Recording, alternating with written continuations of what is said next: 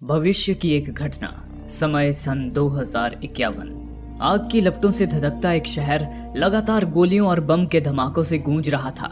अचानक ही तूफानी बादल की गरज के साथ बारिश की बूंदों की भांति सैकड़ों इंसान आसमान से जमीन पर गिरने लगे। उन लोगों में डैन नाम का एक आदमी भी शामिल था। डैन और कुछ चंद लोगों की किस्मत अच्छी थी जो वे लोग एक बिल्डिंग की छत पे मौजूद पूल पर गिरे, लेकिन बाकी के लोग ठोस जमीन पर गिरकर दर्दनाक मौत मारे गए। डैन पूल से बाहर निकला और अपनी बंदूक लेकर मानो किसी जंग के लिए तैयार हो गया। इसी के साथ कहानी 28 साल पीछे वर्तमान समय यानी कि प्रेजेंट टाइम में आ गई। समय सन 2022।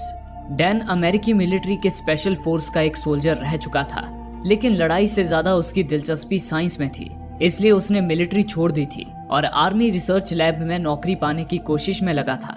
हालांकि उसका प्रपोजल हर बार रिजेक्ट हो जाता था, इसलिए फिलहाल घर चलाने के लिए वो एक स्कूल में बायोलॉजी टीचर के तौर पे काम कर रहा था। वो क्रिसमस की एक शाम थी। डैन ने पूरी उम्मीद से आखिरी बार रिसर्च लैब में प्रपोजल भेजा था, लेकिन बदकिस्मती से इस बार भी उसे रिजेक्ट कर दिया गया। डैन मायूस होकर अपने घर लौट आया। घर पर डैन की पत्नी एमी और बेटी म्यूरी ने क्रिसमस की पार्टी रखी थी। अपने परिवार और घर आए मेहमानों से अपनी मायूसी छुपाता हुआ डैन टीवी के सामने बैठ गया। इस दौरान टीवी पर फुटबॉल वर्ल्ड कप का लाइव मैच चल रहा था। मैच ने काफी ज्यादा रोमांचक मोड़ ले लिया था। एक प्लेयर बॉल लेकर तेजी से गोल की ओर बढ़ रहा था। ये गोल हार और जीत का फैसला कर सकता था। डैन और सारे मेहमानों की नजर टीवी स्क्रीन पर गड़ी हुई थी कि इतने में ही टीवी स्क्रीन एक पल के लिए झिलमिलाई और तभी कुछ ऐसा घटा जिसने डैन के साथ साथ फुटबॉल का लाइव मैच देख रहे पूरी दुनिया के लोगों के रोंगटे खड़े कर दिए। बॉल लेकर गोल की ओर भाग रहे प्लेयर के सामने तेज रोशनी सी चमकी और अचानक ही उस रोशनी के बीच से निकलकर करीब 50-60 हथियारबंद लोग मैदान में प्रकट हो गए। पूरी दुनिया टीवी स्क्रीन पर वो अजीबोगरीब घटना लाइव देख रही थी। किसी को समझ नहीं आ रहा था कि वे लोग कौन थे और कहां से आए थे। तभी उस रोशनी से एक लड़की बाहर आई और उसने पूरी दुनिया को एक संदेश देते हुए कहा, हम लोग फ्यूचर से आए हैं। आज से 28 साल बाद के फ्यूचर से। फ्यूचर में हमारी भयंकर जंग छिड़ी है, लेकिन हमारे दुश्मन कोई इंसान नहीं है बल्कि एलियंस हैं। हम उन एलियन से जंग हार रहे हैं, इसलिए हमें आपकी जरूरत है। अगर आपने हमारी मदद नहीं की तो फ्यूचर में आने वाले 11 महीनों में हमारे दुश्मन पृथ्वी से सारे इंसानों और जीवों का नामो निशान मिटा देंगे। इस जंग में हमें जरूरत है अपने माता पिता की, अपने दादा दादियों की।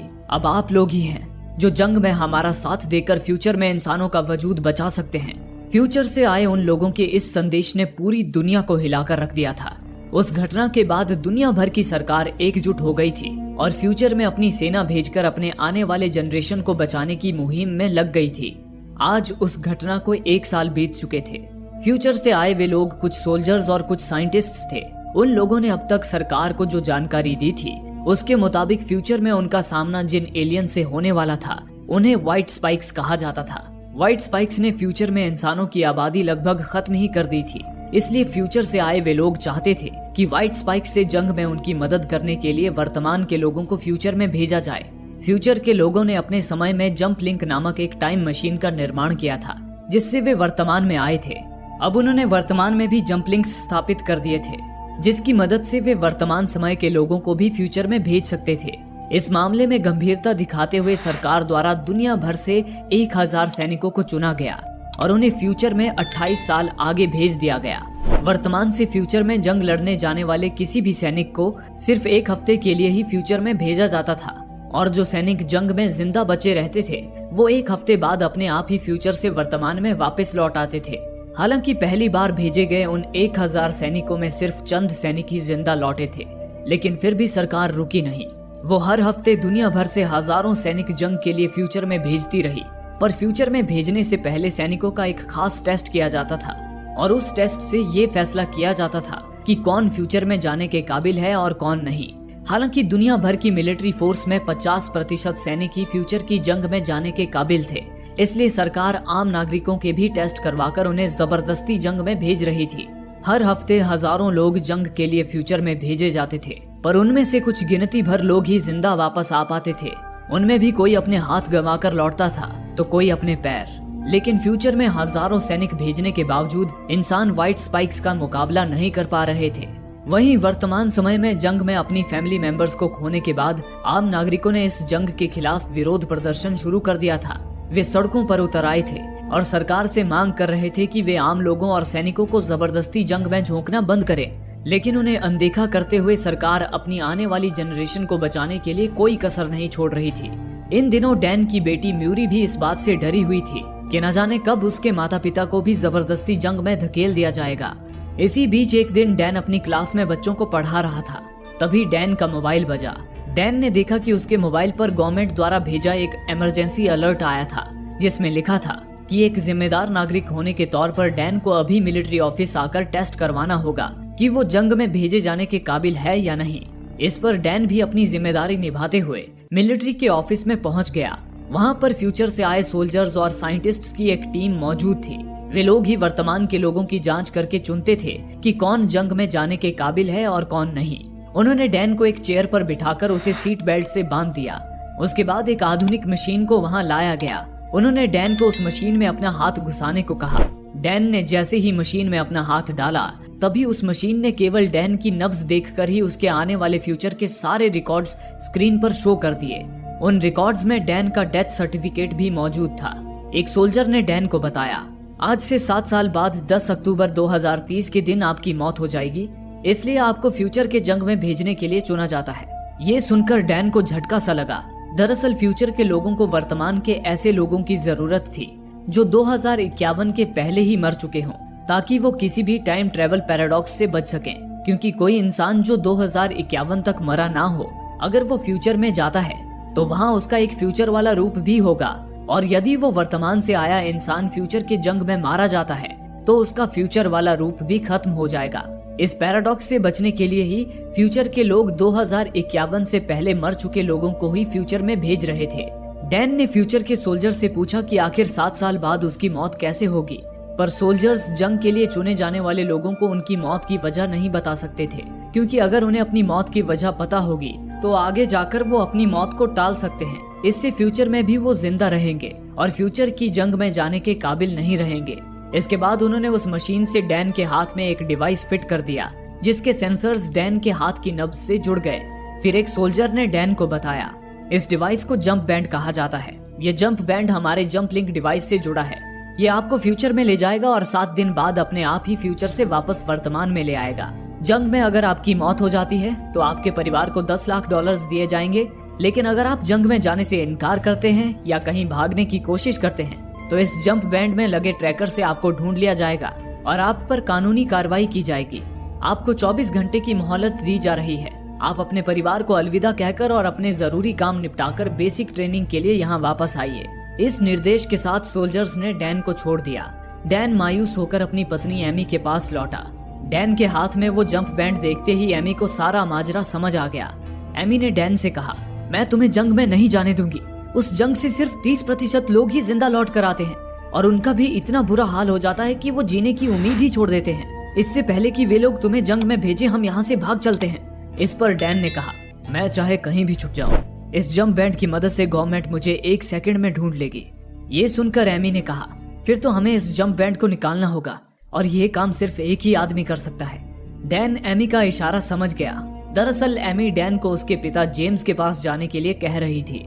डैन का पिता जेम्स एक मैकेनिकल इंजीनियर था और मिलिट्री में एक सोल्जर भी रह चुका था, लेकिन जेम्स कई साल पहले डैन और अपनी पत्नी को छोड़कर भाग गया था। इसलिए डैन जेम्स से नफरत करता था। पर आज एमी के रिक्वेस्ट करने पर वो मदद के लिए जेम्स के पास आ गया। जेम्स एक अमीर बिजनेसमैन के प्राइवेट एयरपोर्ट पर रह रहा था और उसके प्लेन्स के मेंटेनेंस का काम कर रहा था। जेम्स डैन के हाथ में जंप बैंड देखते ही समझ गया कि उसे भी फ्यूचर की जंग में भेजने के लिए चुन लिया गया है। जेम्स उस जंप बैंड की टेक्नोलॉजी से वाकिफ था, क्योंकि वो पहले भी कुछ लोगों के जंप बैंड्स निकाल चुका था। जेम्स डैन का जंप बैंड निकालने लगा, लेकिन डैन और जेम्स के बीच पुरानी बातों को लेकर बहस छिड़ गई, जिसके बाद डैन गुस्से में आकर जंप बैंड निकलवाए बिना ही वहां से चला गया। घर लौटकर डैन ने एमी से कहा कि अब उसके पास जंग में जाने के सिवा और कोई चारा नहीं है, लेकिन उसने एमी को भरोसा दिलाया कि वो एक एक्स सोल्जर रह चुका है और वो जंग से सही सलामत घर लौटेगा। इस तरह अपनी पत्नी और बेटी को अलविदा कहकर डैन मिलिट्री बेस के लिए निकल गया। वहां पहुंचकर डैन ने देखा बेस पर जंग के लिए चुने गए ज्यादातर सिपाही या तो अधेड़ उम्र के या बूढ़े थे। जो लोग कभी कोई हथियार देखकर ही घबरा जाते थे, उन लोगों के हाथों में भी मशीन गन्स थमा दिए गए थे। वहीं डैन की कुछ लोगों से जान पहचान हो गई, जिनमें से एक था चार्ली, जो एक वातावरण विज्ञानी यानी कि एटमॉस्फेरिक साइंटिस्ट था, और दूसरा था डोरियन, जो एक एक्स सोल्जर था। डोरियन पहले भी 2 बार फ्यूचर के जंग में जा चुका था। उसने जंग में एक व्हाइट स्पाइक को भी मारा था। उस व्हाइट स्पाइक का पंजा वो तावीज की तरह हमेशा अपने गले में लटकाए रखता था। कुछ देर बाद फ्यूचर के सोल्जर्स ने डैन और बाकी सैनिकों को मीटिंग के लिए बुलाया और उन्हें बताया कि उनके फ्यूचर में जाते ही फ्यूचर के सोल्जर्स उनसे संपर्क करेंगे और उन्हें उनका मिशन सौंपेंगे।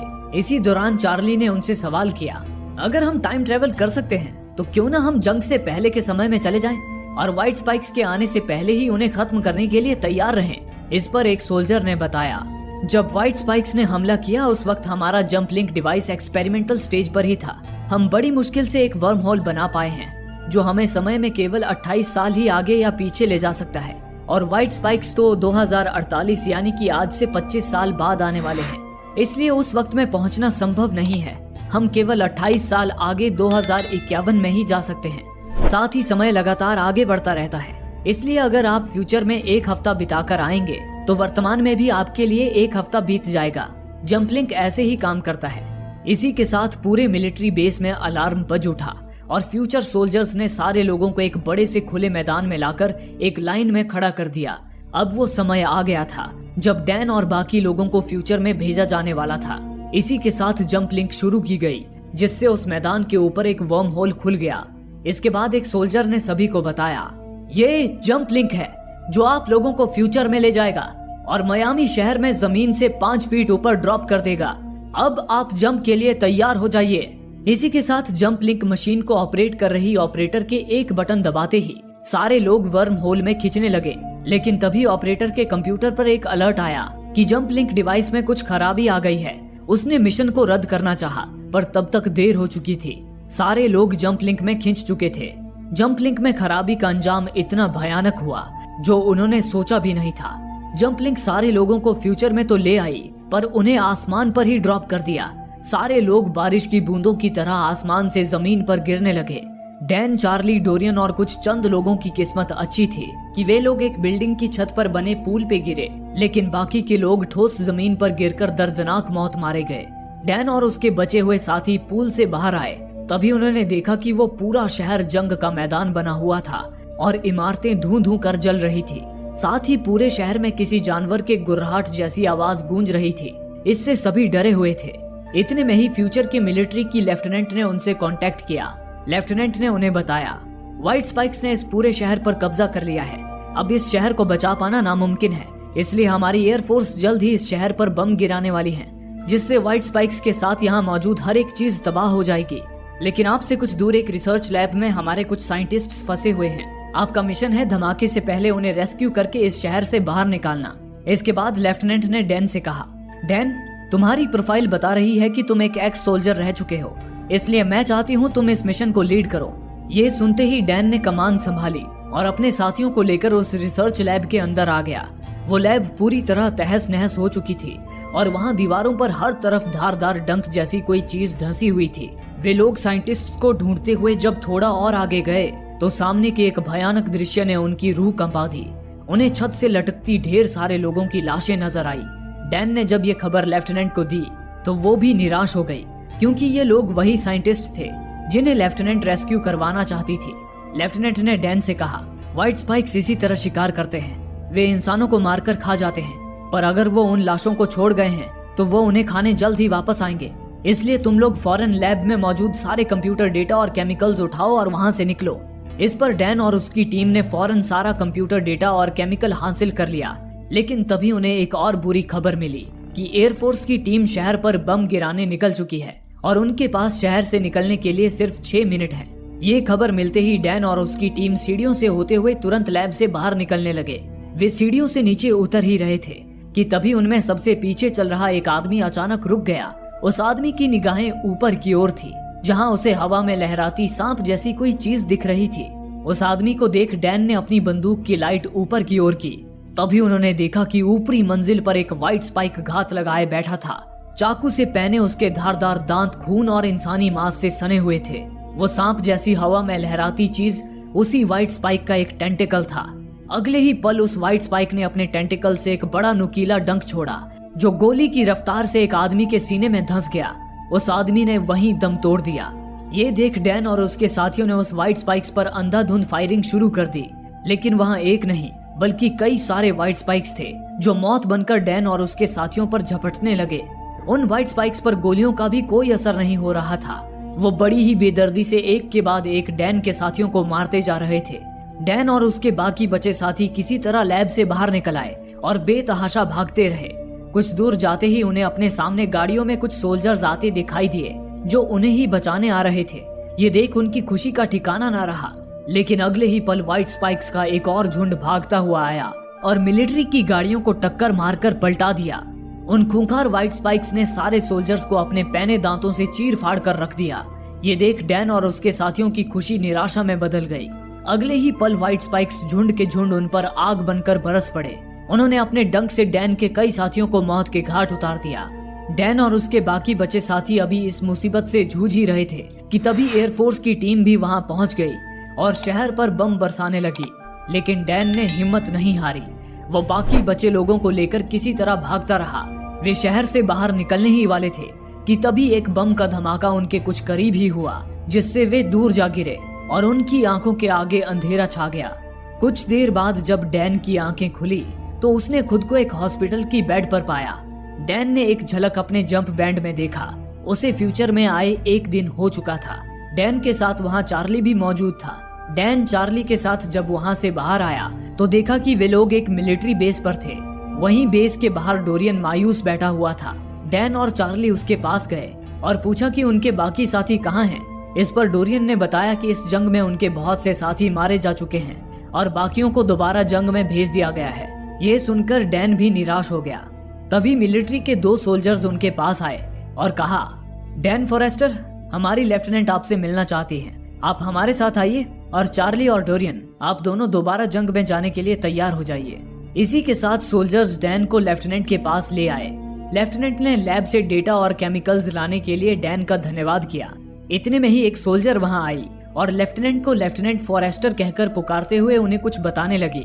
लेकिन फॉरेस्टर तो डैन का भी सरनेम था। उस सोल्जर के जाने के बाद डैन ने लेफ्टिनेंट से पूछा, मुझे ऐसा क्यों लग रहा है कि मैं आपको जानता हूँ, आप कौन से शहर से हैं? इस पर लेफ्टिनेंट ने मुस्कुराकर जवाब दिया, जहाँ से आप हैं। बस इतना सुनते ही डैन समझ गया कि लेफ्टिनेंट फॉरेस्टर कोई और नहीं बल्कि उसकी बेटी म्यूरी फॉरेस्टर है।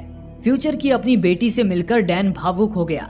डैन को ये देखकर गर्व हो रहा था कि फ्यूचर में म्यूरी मिलिट्री रिसर्च टीम की हेड बन गई थी, पर वहीं म्यूरी अपने फ्यूचर को लेकर खुश नहीं थी। म्यूरी ने डैन से कहा, डैड, मेरे आदेश पर ही आपको फ्यूचर में भेजा गया है। वक्त आने पर आपको एक बड़ी जिम्मेदारी सौंपने वाली हूँ, क्या आप हमारी मदद करेंगे? इस पर डैन म्यूरी की हर संभव मदद करने को तैयार हो गया। इसके बाद म्यूरी डैन को कैंप के अंदर ले आई, जहां उसने कंप्यूटर पर डैन का एक सबसे अलग और खूंखार व्हाइट स्पाइक से परिचय कराया। म्यूरी ने डैन को बताया, ये एक फीमेल व्हाइट स्पाइक है। अब तक हमने सिर्फ एक ही फीमेल व्हाइट स्पाइक देखी है। फीमेल व्हाइट स्पाइक अंडरग्राउंड घोंसले बनाती है और वहां नए व्हाइट स्पाइक्स को जन्म देती है और मेल व्हाइट स्पाइक्स फीमेल की सुरक्षा करते हैं। फीमेल बहुत ही तेजी से व्हाइट स्पाइक्स की संख्या बढ़ा रही है, इसलिए सबसे पहले हमें उसे खत्म करना होगा। इसके बाद म्यूरी ने आगे बताया, हमने एक टॉक्सिन की खोज की है जो मेल व्हाइट स्पाइक्स को तो मार सकती है, लेकिन उस टॉक्सिन का फीमेल व्हाइट स्पाइक पर कोई असर नहीं होता। वो बहुत ही ज्यादा ताकतवर है, इसलिए हमने तय किया है कि हम फीमेल व्हाइट स्पाइक को पकड़कर लैब में ले जाएंगे। मुझे यकीन है कि फीमेल व्हाइट स्पाइक के शरीर में ही हमें उसे खत्म करने का तरीका मिल सकता है। अगर हमने फीमेल को मारने वाला टॉक्सिन तैयार कर लिया तो उससे मेल भी आसानी से मर जाएंगे। ये बताकर म्यूरी डैन को बाकी सोल्जर्स के पास ले आई और डैन से कहा, हम फीमेल व्हाइट स्पाइक को पकड़ने जा रहे हैं। मैं चाहती हूँ आप इस मिशन में हमारा साथ दें। इस पर डैन खुशी से राजी हो गया। इसके बाद म्यूरी डैन और अपनी टीम को लेकर व्हाइट स्पाइक्स के घोंसलों की तरफ निकल गई। हेलीकॉप्टर पर आगे बढ़ते हुए डैन ने देखा कि व्हाइट स्पाइक्स हर जगह फैले हुए थे और पृथ्वी पर मौजूद हर जीव जंतु का शिकार करके उन्हें खा रहे थे। डैन ने म्यूरी से पूछा, आखिर ये व्हाइट स्पाइक्स यहाँ कब और कैसे आए थे? इस पर म्यूरी ने बताया, न जाने कैसे पर ये अचानक ही पृथ्वी पर जैसे प्रकट हो गए। इन्हें अंतरिक्ष में ना तो हमारा कोई सैटेलाइट डिटेक्ट कर पाया और ना ही किसी को इनका स्पेसशिप मिला। सबसे पहले ये सन 2048 में नॉर्दर्न रशिया के एक आइलैंड से निकले। फिर केवल 3 साल के अंदर ही ये अनगिनत तादाद में पूरी दुनिया में फैल गए। ये सुनकर डैन ने पूछा, आखिर इनका मकसद क्या है? म्यूरी ने जवाब दिया, इनका सिर्फ एक ही मकसद है और वो है खाना। इस पृथ्वी पर मौजूद हर जिंदा जीव इनके लिए खाना है। इसी के साथ वे लोग फीमेल व्हाइट स्पाइक के घोंसले तक पहुंच गए। उन्होंने फीमेल को पकड़ने का वो समय चुना था जब सारे मेल शिकार पर निकले थे। व्हाइट स्पाइक के घोंसलों के कई सारे मुहाने थे और वे सभी अंडरग्राउंड सुरंग से एक दूसरे से जुड़े हुए थे। सोल्जर्स ने एक बड़ा पिंजरा एक सुरंग के अंदर डाल रखा था और बाकी सुरंगों में आग बरसा रहे थे, जिससे बचती हुई फीमेल व्हाइट स्पाइक पिंजरे वाले सुरंग की ओर आती जा रही थी। सोल्जर्स ने उस पर रस्सी डाल दी थी और उसे खींचकर पिंजरे में लाने की कोशिश कर रहे थे, लेकिन तभी वो फीमेल व्हाइट स्पाइक गुस्से में सुरंग से बाहर आई और उन सोल्जर्स को अपने पंजों और दांतों से चीर फाड़ कर रख दिया। ये देख म्यूरी ने डैन को हेलीकॉप्टर में ही रहने का आदेश दिया और बाकी सोल्जर्स को लेकर खुद उस सुरंग में उतर आई। म्यूरी और उसके सोल्जर्स फीमेल व्हाइट स्पाइक को पिंजरे में डालने की कोशिश करने लगे, लेकिन तब तक मेल व्हाइट स्पाइक्स को फीमेल के मुसीबत में होने की भनक मिल चुकी थी। वे झुंड के झुंड उनकी ओर आने लगे। उन्हें देख डैन भी म्यूरी की मदद करने सुरंग में उतर आया। डैन और म्यूरी ने अपनी जान पर खेलकर उस फीमेल को पिंजरे में बंद कर ही दिया। उसके बाद एक हेलीकॉप्टर उस पिंजरे को उड़ाता हुआ वहां से दूर ले जाने लगा, लेकिन मुसीबत अभी टली नहीं थी। अब व्हाइट स्पाइक्स के झुंड सारे सोल्जर्स पर टूट पड़े थे। डैन और म्यूरी किसी तरह उनसे बचते हुए एक गाड़ी में सवार हो गए, जिसके ऊपर एक मशीन गन लगी थी। डैन सनसनाते हुए गाड़ी भगाने लगा और म्यूरी मशीन गन से व्हाइट स्पाइक्स के चिथड़े उड़ाने लगे। इस तरह वे दोनों व्हाइट स्पाइक्स को चकमा देकर बच निकले। फिर एक जगह पर आकर म्यूरी ने फ्लेयर गन फायर करके अपने साथियों को इमरजेंसी सिग्नल भेज दिया। इस दौरान डैन को अपनी बेटी म्यूरी के साथ कुछ वक्त बिताने का मौका मिल गया था।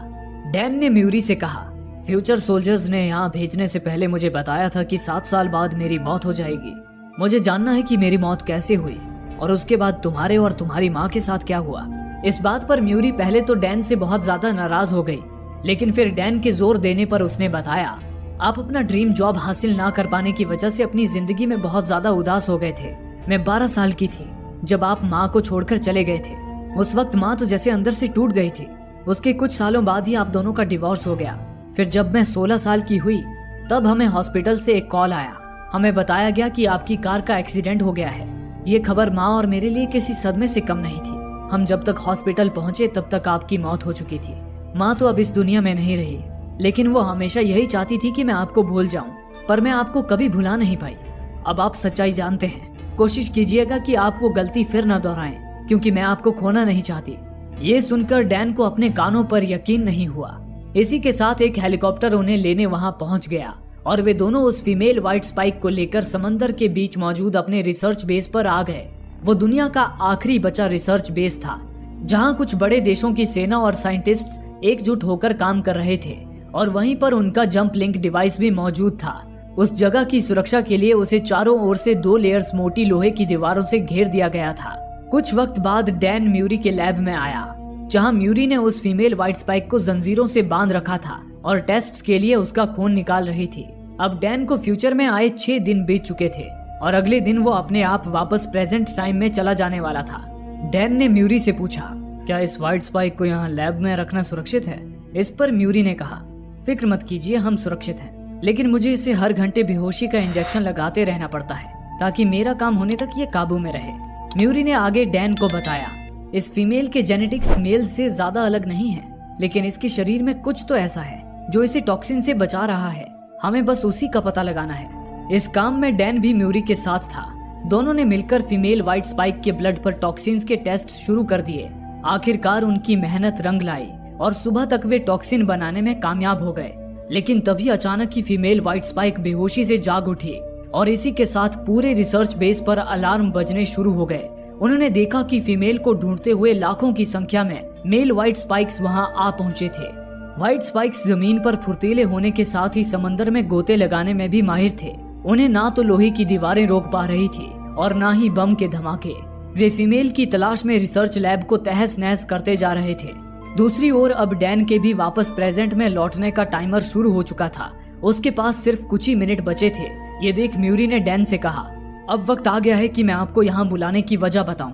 दरअसल यहाँ व्हाइट स्पाइक्स की तादाद बहुत ज्यादा है और टॉक्सिन बहुत कम, जिस वजह से हमारा व्हाइट स्पाइक को यहाँ हरा पाना नामुमकिन है। इसलिए मैं चाहती हूँ कि आप इस टॉक्सिन को अपने साथ अपने वर्तमान समय में ले जाएं और साइंटिस्ट के साथ मिलकर इसे बड़े पैमाने पर बनाएं। वर्तमान में आपके पास समय और टॉक्सिन दोनों होंगे। मुझे पूरा यकीन है कि व्हाइट स्पाइक्स के हमले से पहले आप उन्हें खत्म करने का कोई न कोई तरीका जरूर सोच लेंगे और ये युद्ध शुरू होने ही नहीं देंगे। क्या आप ये जिम्मेदारी उठाएंगे? इस पर डैन ने भावुक होकर म्यूरी से वो टॉक्सिन ले लिया, पर उसने म्यूरी से वादा किया कि वो टॉक्सिन लेकर म्यूरी को बचाने फ्यूचर में वापस लौटेगा। इसके बाद म्यूरी डैन को हेलीकॉप्टर की ओर ले जाने लगी ताकि डैन प्रेजेंट में लौटने तक आसमान में सुरक्षित रह सके, पर तब तक व्हाइट स्पाइक्स पूरे रिसर्च बेस पर फैल चुके थे। म्यूरी और डैन व्हाइट स्पाइक्स का सामना करते हुए हेलीपैड की तरफ जाने लगे, लेकिन तभी उधर मेल व्हाइट स्पाइक्स फीमेल तक पहुंच गए और उसे आजाद कर दिया। इधर म्यूरी और डैन हेलीकॉप्टर तक पहुंचने ही वाले थे कि तभी फीमेल व्हाइट स्पाइक ने अपने डंक से म्यूरी पर वार कर दिया, जिससे म्यूरी घायल होकर गिर पड़ी। हालात को देखते हुए म्यूरी ने डैन को वो टॉक्सिन थमा दी, लेकिन तभी वो फीमेल व्हाइट स्पाइक तेजी से उनकी ओर लपकी, जिससे वो प्लेटफॉर्म ही टूट गया और म्यूरी और फीमेल व्हाइट स्पाइक दोनों ही नीचे समंदर में गिरने लगे, जहां हजारों व्हाइट स्पाइक्स के झुंड थे। ये देख डैन भी म्यूरी को बचाने नीचे कूद पड़ा, पर तभी उसका वक्त खत्म हो गया और डैन एक झटके में ही फ्यूचर से प्रेजेंट में आ गिरा। प्रेजेंट में आते ही डैन बेहोश हो गया। कुछ समय बाद सोल्जर्स डैन को होश में लाने की कोशिश कर रहे थे। इतने में ही डैन बदहवास सा जाग उठा। टॉक्सिन की शीशी अब भी उसके हाथ में ही थी। उसने सोल्जर से कहा, इस टॉक्सिन को बड़े पैमाने पर बनाना शुरू करो, हमें इसे जल्द से जल्द फ्यूचर में भेजना होगा। पर एक सोल्जर ने उसे बताया, अब ये संभव नहीं है, फ्यूचर में व्हाइट स्पाइक्स ने हमारे जंप लिंक को तबाह कर दिया है, इसलिए अब ना तो हम कोई सामान फ्यूचर में भेज सकते हैं और ना खुद जा सकते हैं, हम हार चुके हैं। ये सुनकर डैन निराश हो गया और म्यूरी को याद करता हुआ रोने लगा। वहीं डैन के साथ कुछ और लोग भी फ्यूचर से जिंदा लौट आए थे, जिनमें चार्ली और डोरियन भी शामिल थे। फिर वे सारे बचे हुए सैनिक मिलिट्री बेस से बाहर आए, जहां उनका परिवार उनके स्वागत में खड़ा था। वहीं डैन की पत्नी एमी डैन को जिंदा देख खुशी से रो पड़ी। वो डैन को घर ले आई, लेकिन डैन अब भी मायूस था, क्योंकि उसे पता था कि फ्यूचर में उसकी बेटी म्यूरी मारी जाएगी। वो रात भर म्यूरी के कमरे में बैठा उसे बस देखता रहा, पर डैन की ये मायूसी एमी बर्दाश्त नहीं कर पा रही थी। उसने डैन से उसकी मायूसी की वजह पूछी। इस पर डैन ने उसे फ्यूचर की सारी घटना बयान की। उसने बताया कि कैसे वो फ्यूचर की म्यूरी से मिला था। उन्होंने साथ में टॉक्सिन बनाया, लेकिन व्हाइट स्पाइक्स ने उसकी आंखों के सामने म्यूरी को मार दिया। ये सुनकर एमी के भी आंसू छलक उठे। डैन ने आगे कहा, अब मेरे पास टॉक्सिन तो है, लेकिन मुझे समझ नहीं आ रहा है मैं उसका इस्तेमाल कैसे करूं, क्योंकि म्यूरी ने बताया था कि सन 2048 में व्हाइट स्पाइक्स अचानक ही पृथ्वी पर आ धमके थे। उन्हें अंतरिक्ष से आते हुए ना तो कोई सैटेलाइट डिटेक्ट कर पाया और ना ही उनका स्पेसशिप किसी को मिला। अगर हमें ये पता चल जाए कि वो कैसे आए, तो हम उन्हें आते ही खत्म कर सकते हैं। ये सुनकर एमी ने अंदाजा बांधते हुए कहा, ऐसा भी तो हो सकता है कि व्हाइट स्पाइक्स 2048 से पहले ही पृथ्वी पर आ गए हों और रशिया के किसी दूर दराज इलाके में छुपकर रह रहे हों। ये सुनते ही जैसे डैन की दिमाग की बत्ती जल उठी।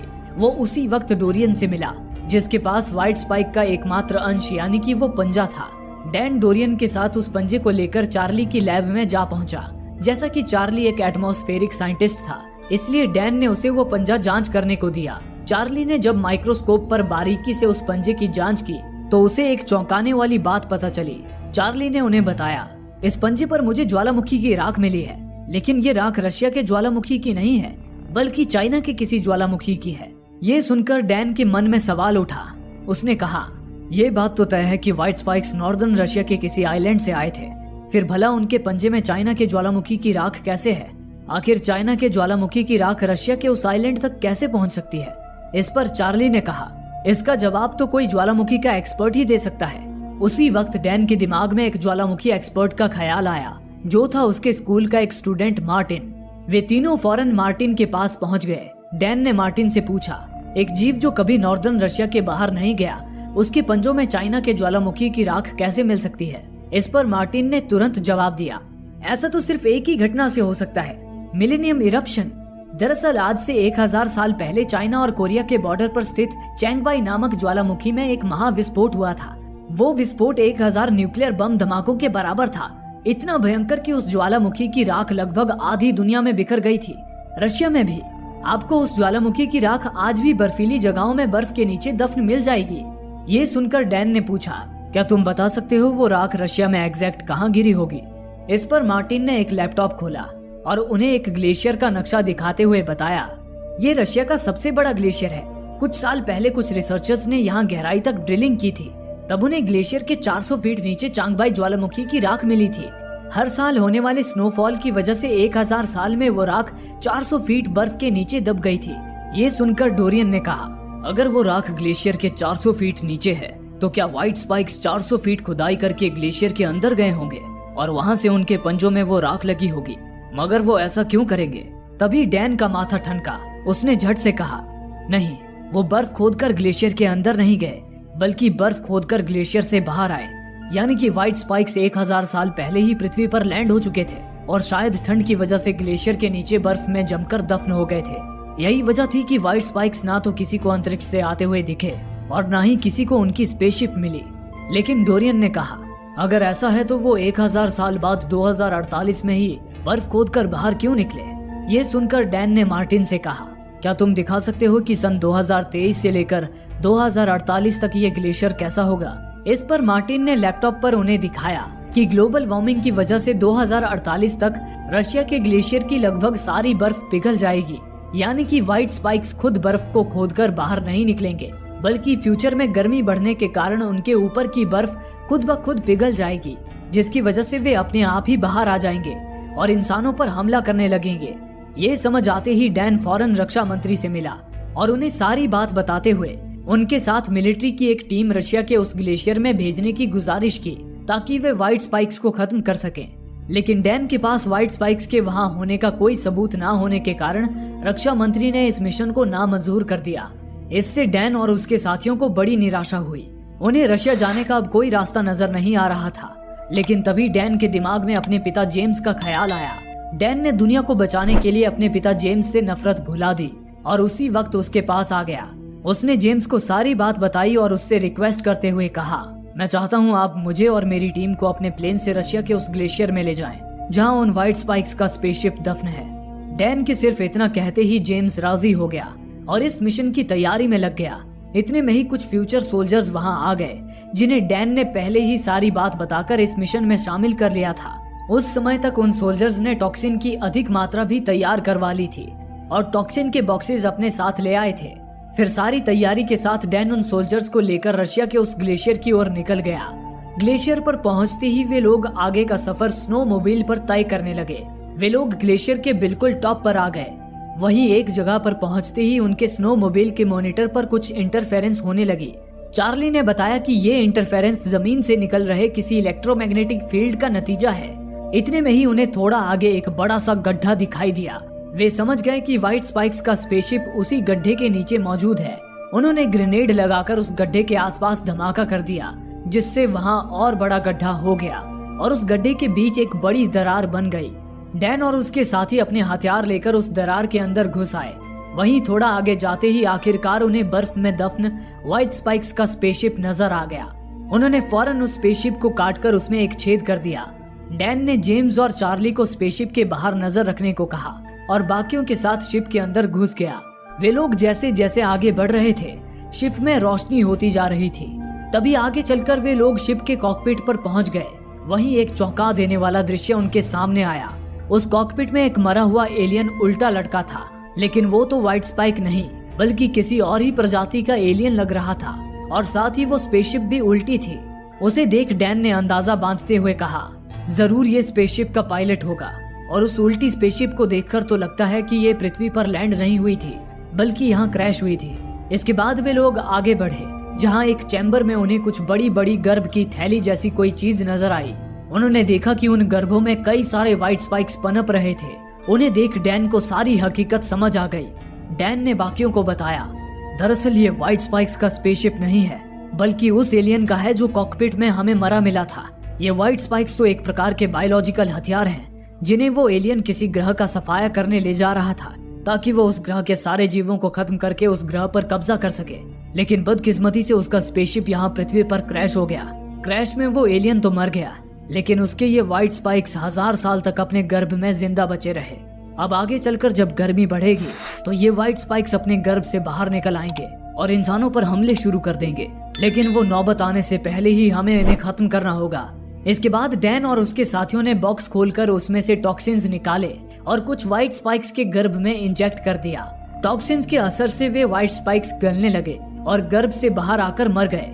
टॉक्सिन के काम कर जाने से डैन और उसके साथियों की खुशी का ठिकाना न रहा, लेकिन दूसरे ही पल उनकी खुशी खौफ में बदल गई, क्योंकि उन व्हाइट स्पाइक्स के मरने से बाकी के व्हाइट स्पाइक्स जाग गए और एक के बाद एक गर्भ से बाहर आने लगे।